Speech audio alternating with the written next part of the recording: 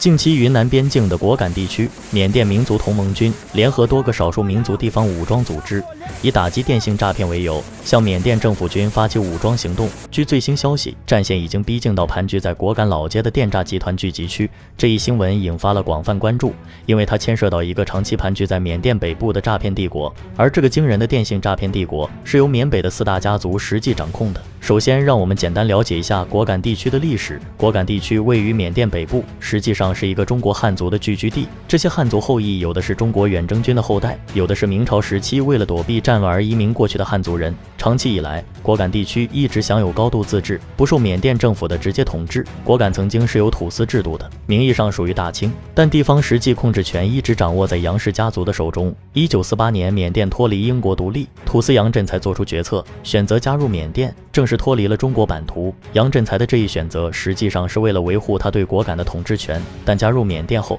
他仍然保持着果敢的高度自治。缅甸政府对果敢的实际控制有限。缅甸军政府时期强推大缅族主义，排挤少数民族，决定向缅北各大武装组织进军，引发了缅甸内战。缅甸政府采取分化瓦解策略，将杨氏家族彻底瓦解，结束了果敢的土司时代。尽管缅军取得了名义上的统治权，但地方实际控制权依然掌握在缅北各大军阀的手中。这些大军阀聚居在缅北的偏远地区，依赖非法赚取的钱维持军队和权力。缅北地区逐渐成为全球制毒中心，甚至是整个东南亚最大的毒品制造地，对中国人民造成了巨大的伤害。这个地区的毒品问题不仅是军阀的问题，还涉及缅甸政府军。这些军阀倾向于结盟缅甸政府军，利用其力量打击对手。有了政府军的背书，缅北军阀的毒品生意进一步繁荣，他们赚取巨额利润，同时也向缅甸政府军分赃。恰逢其时，缅北地区迎来了一位民族英雄彭家声。彭家声是四川籍汉族人，曾是缅甸共产党的核心领导之一。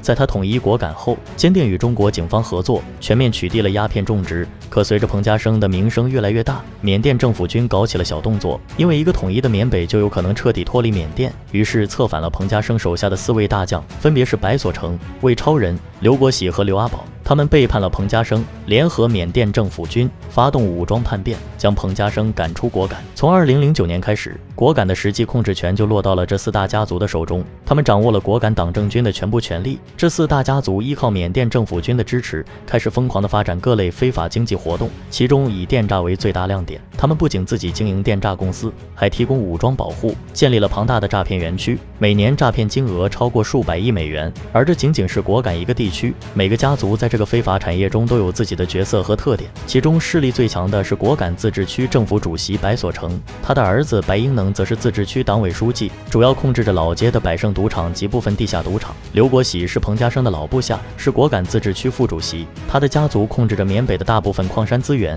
手上也有几个赌场。以魏超人为首的魏家是4大家族中至今还掌握军权，手里至少掌握着一支500人的武装护卫营，他旗下控制着最有名的新锦江赌场，也就是大名鼎鼎的亨利集团旗下的产业。刘阿宝在当地算是首富，他是贩毒起家，私下与缅甸军政府打得火热，旗下拥有福利来集团，经营着赌场以及房产等业务。然而情况最近发生了变化，彭家声的儿子彭德仁接手领导果敢同盟军，以打击电信诈骗和其保护伞的口号，试图夺回果敢的控制权。他的目标不仅仅是推翻4大家族，还包括将缅甸政府军赶出果敢，恢复果敢的高度自治。这场反电诈战争实际上是一场缅北地方武装与缅甸政府军及果敢4大家族的军阀战争。彭德仁率领的果敢同盟军以反电诈为名，赢得了广泛支持。他试图推翻这个犯罪帝国，让果敢地区重新回到安宁与和平之中。但愿通过这场革命，能彻底铲除缅北的毒瘤，为果敢及缅北人民带来新的希望。